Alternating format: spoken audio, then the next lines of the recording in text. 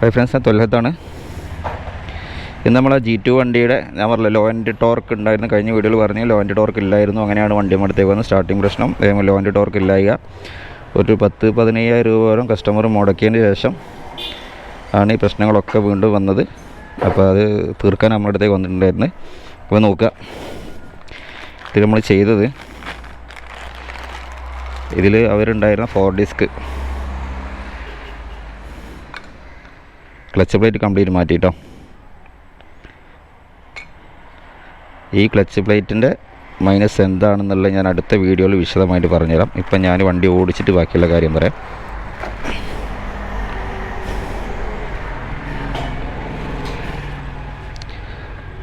ഇത് വണ്ടി B1 category ആയിരുന്ന വണ്ടിയാണ്. B1 എന്ന് പറഞ്ഞാൽ ഞാൻ കഴിഞ്ഞ വീഡിയോയിൽ പറഞ്ഞുകൊണ്ട് Indian manufacturing G2.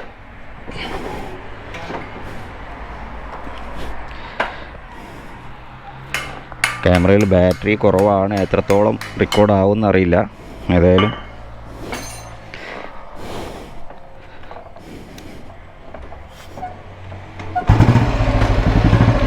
Sound single കിക്കിന് സ്റ്റാർട്ടായി. കഴിഞ്ഞ പ്രാവശ്യം സ്റ്റാർട്ടിങ് കുറച്ച് ബുദ്ധിമുട്ടുണ്ടായിരുന്നു. സ്റ്റാർട്ടിങ് ഒക്കെ ഓക്കെയാണ്. എക്സോസ്റ്റിൻ്റെ നോട്ട് നോക്കുക.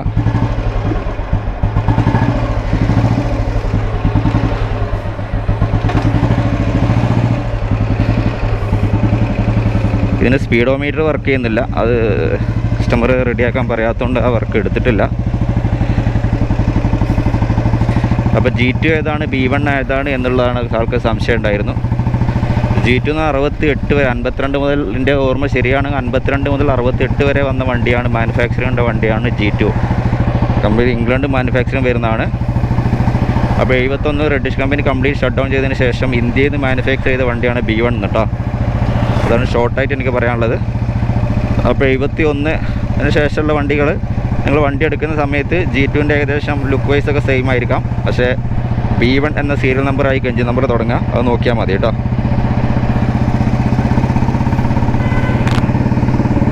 അപ്പോൾ ഇതിനുണ്ടായിരുന്ന വിഷയം എന്ന് പറഞ്ഞാൽ വണ്ടി വലിക്കുന്നില്ല എന്ന് പറഞ്ഞിട്ടാണ് ഇവർ കസ്റ്റമർ ആദ്യമുള്ള ഒരു ഷോപ്പിലേക്ക് കൊണ്ടുകൊടുത്തത്.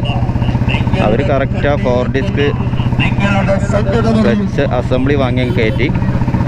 അപ്പോൾ വണ്ടിക്ക് അത്യാവശ്യം പിക്കപ്പ് കിട്ടിയെന്നാണ് പറഞ്ഞത്. പക്ഷേ എൻ്റെ അടുത്ത് കിട്ടുമ്പോഴും വണ്ടിക്ക് വലിയൊന്ന് ഒരേ കുറവന്നായിരുന്നു, വണ്ടി പിക്കപ്പ് ഇല്ലായിരുന്നു.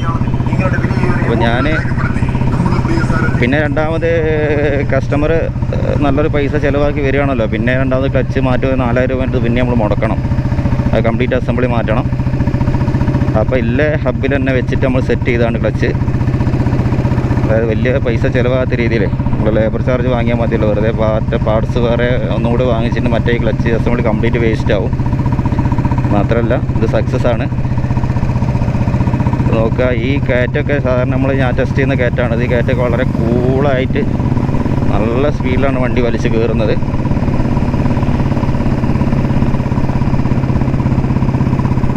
അപ്പോൾ നമ്മൾ G2 പഴയ വണ്ടികൾ വർക്ക് എടുക്കുമ്പം ഏറ്റവും കൂടുതൽ ശ്രദ്ധിക്കാനുള്ളത് G2 പഴയ മോഡൽ വണ്ടി മാത്രം വർക്കെടുത്ത് പരിചയമുള്ള ആളുകളുടെ അടുത്ത് കൊണ്ടുപോകുക എന്നുള്ളതാണ്. അതിൽ വേറൊന്നും ഇപ്പോൾ നോക്കാനില്ല.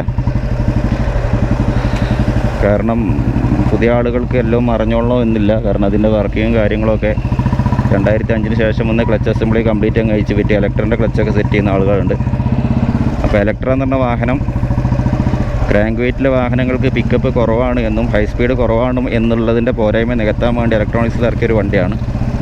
അപ്പോൾ ആ ഒരു വണ്ടി കുറച്ച് പിക്കപ്പും ഹൈ സ്പീഡ് കുറച്ച് കൂടുതലായിരിക്കും. ലോ ആൻഡ് ടോർക്ക് വളരെ കുറവായിരിക്കും. വളരെ എന്ന് പറഞ്ഞാൽ കമ്പാരിറ്റീവ്ലി വളരെ കുറവായിരിക്കും. അപ്പോൾ അതുകൊണ്ട് ആ ക്ലച്ചൊന്നും ഒരിക്കലും നമ്മൾ എടുത്തിട്ട് ഈ വണ്ടിയിലൊന്നും സെറ്റ് ചെയ്യരുത്. അത് പ്രത്യേകം ശ്രദ്ധിക്കുക. നമ്മൾ G2 പഴയ മോഡൽ വണ്ടി CI എഞ്ചിനൊക്കെ നമ്മൾ ഉപയോഗിക്കുന്നപ്പോൾ ലോ ആൻഡ് ടോർക്ക് ആസ്വദിക്കാനാണ്. പഴയ വണ്ടി ഉപയോഗിക്കുക, പിന്നെ ഒന്നൊരുപരിയായിട്ട് ആ വണ്ടിയുടെ യാത്രാസുഖം ആസ്വദിക്കുക എന്നുള്ളതാണ് ലോ സ്പീഡിൽ. അപ്പോൾ അടിക്കടി ഗിയർ മാറ്റേണ്ട ഒരു ആവശ്യമില്ല എന്നുള്ളതാണ് ലോ ആൻഡ് ടോർക്ക് കൊണ്ടുള്ള ഏറ്റവും വലിയ അഡ്വാൻറ്റേജ്. മാത്രമല്ല പൊട്ടിച്ചിങ്ങനെ പോകാൻ പറ്റും. ഇതിപ്പോൾ ഞാൻ കഴിഞ്ഞ പ്രാവശ്യം ആ വീഡിയോ എടുത്ത അതേ ഇറക്കാണ് ഇറങ്ങിക്കൊണ്ടിരിക്കുന്നത്. അപ്പോൾ ആ ഒരു സമയത്ത് നമ്മൾ വണ്ടി ഇറങ്ങുന്ന സമയത്ത് ആ ഇറക്കത്തിനായാലും കൂടി സ്ലോ ഡൗൺ ചെയ്തിട്ട് വണ്ടി ഇങ്ങനെ കിടിച്ച് കളിക്കുമായിരുന്നു. ഇപ്പോൾ നമുക്ക് നോക്കാം, അവിടെ അതേ ഇറക്കത്തിലാണ് വണ്ടി ഇറങ്ങിക്കൊണ്ടിരിക്കുന്നത്.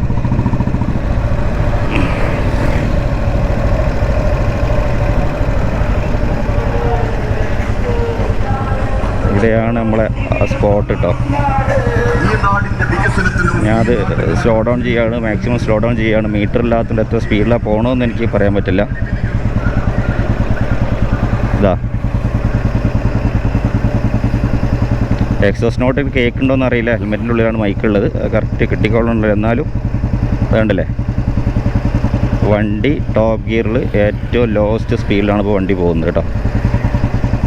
അപ്പോൾ ഇതൊക്കെ എന്ന് പറഞ്ഞാൽ നമ്മുടെ വണ്ടി G2 ആയതുകൊണ്ടോ അതല്ലെങ്കിൽ ഹെവി ക്രാങ്ക് ആയതുകൊണ്ടോ ഒന്നും ലോ സ്പീഡിൽ ഓടണം എന്നില്ല. അതിൻ്റെ എല്ലാ സെറ്റിങ്സും റെഡിയായി മാത്രമേ വണ്ടി അങ്ങനെ ഓടുള്ളൂ കേട്ടോ.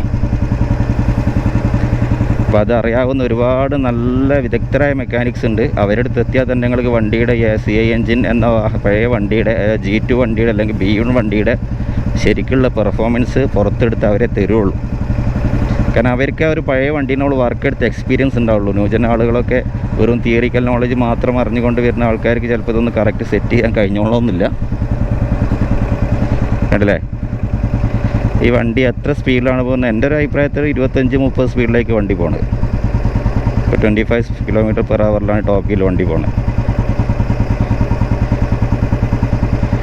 വണ്ടി ഇപ്പം ഓടുമെല്ലാം നടക്കുകയാണ് കേട്ടോ. ടോപ്പ് ഗിയറിലാണ് വണ്ടി ഉള്ളത്. എക്സോസിൻ്റെ നോട്ടൊന്ന് കേൾക്കുക.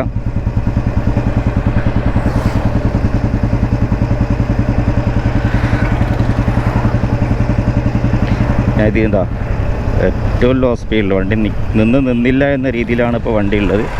അതിന് തന്നെ ടോപ്പ് ഗിയറിൽ വണ്ടി എടുക്കുകയാണ്. കണ്ടില്ലേ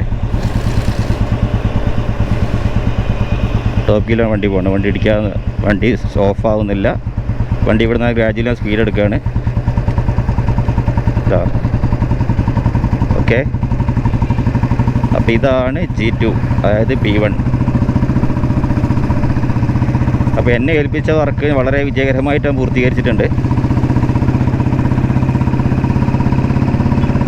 അപ്പം ഈ വീഡിയോ എടുത്തിട്ട് വർക്ക് എടുത്ത് കഴിഞ്ഞാൽ കാണിച്ച് തരണം എന്നുണ്ടായിരുന്നു. പക്ഷേ വർക്ക് എടുക്കുന്ന സമയത്ത് കാണിക്കാൻ എനിക്ക് പറ്റില്ല, നല്ല തിരക്കായിരുന്നു. കുറേ കസ്റ്റമറും ഉണ്ടായിരുന്നു ഷോപ്പിൽ. ആ വീഡിയോ എടുക്കുന്നത് മോശമായില്ലെന്ന് കരുതിയിട്ടാണ് വീഡിയോ എടുക്കാതിരുന്നത്.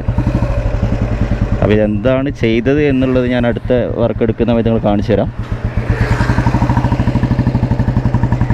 അതായത് വണ്ടിക്ക് നല്ല പിക്കപ്പുമായി, വണ്ടി ലോയിൻ്റെ ടോർക്ക് നല്ല രീതിയിൽ കിട്ടി, എക്സോസ്റ്റ് നോട്ടും അടിപൊളിയായിട്ട് പുറത്തേക്ക് വരുന്നുണ്ട്. അപ്പോൾ ഇതാണ് വർക്കറിഞ്ഞ് വർക്കെടുത്താൽ കസ്റ്റമർ ഉണ്ടാകുന്ന സാറ്റിസ്ഫാക്ഷൻ. ഞാൻ കയ്യിൽ നിന്ന് കസ്റ്റമറോട് തന്നെ വീഡിയോ എടുക്കാൻ ശ്രമിക്കുന്നുണ്ട് ഞാൻ. അവർ ബില്ലിങ് ആണോയെന്ന് അറിയില്ല, എന്നാലും കസ്റ്റമർ സാറ്റിസ്ഫാക്ഷൻ എങ്ങനെയാണെന്ന് നോക്കാം ഓടിച്ചതിന് ശേഷം. അപ്പോൾ ഏതായാലും എൻ്റെ ഒരു എക്സ്പീരിയൻസിൽ ഈ ഒരു വണ്ടി ഓക്കെയാണ്. അപ്പോൾ എല്ലാവർക്കും മനസ്സിലായി തോന്നുന്നു G2 ഏതാണ് B1 ഏതാണ് എന്നുള്ളത്. 1971 വരെ 68 വരെ ആയിരുന്നു പ്രൊഡക്ഷൻ ഉണ്ടായിരുന്നത്. അത് 71 വരെ സെയിലാക്കിയിട്ടുണ്ടെന്നാണ് എൻ്റെ ഓർമ്മ. 71 ശേഷം വന്ന ബാച്ച് വണ്ടി മദ്രാസിൽ നിന്ന് ഉണ്ടാക്കിയിട്ടുള്ള വണ്ടിയാണ് B1 കാറ്റഗറിയിൽ വരുന്നത്. Royal Enfield complete Indian manufacturing ആണ് വരുന്നത്. കുറേയൊക്കെ G2 എഞ്ചിൻ ഉണ്ടാവും കേട്ടോ. G2 ക്രാങ്ക് ഉണ്ടാവാൻ സാധ്യതയുണ്ട്. കാരണം ഇമ്പോർട്ട് ക്രാങ്ക് ചില വണ്ടികൾ ഉണ്ടാകാൻ സാധ്യതയുണ്ട്. കാരണം വല്ലതും ഒന്ന് ഷട്ട് ഡൗൺ സമയത്ത് കുറേ വാരിക്കൂട്ടി പെറുക്കിയിട്ട് സാധനങ്ങളൊക്കെ അവിടെ ഇവിടെയൊക്കെ സെറ്റ് ചെയ്തങ്ങ് വിടും. ഓക്കെ, അപ്പോൾ ഇതാണ് എൻ്റെ G2ൻ്റെ ആ ഒരു വർക്കിൻ്റെ അപ്ഡേഷൻ. അപ്പോൾ അടുത്തൊരു വീഡിയോ വീണ്ടും കാണാം. Thanks for watching.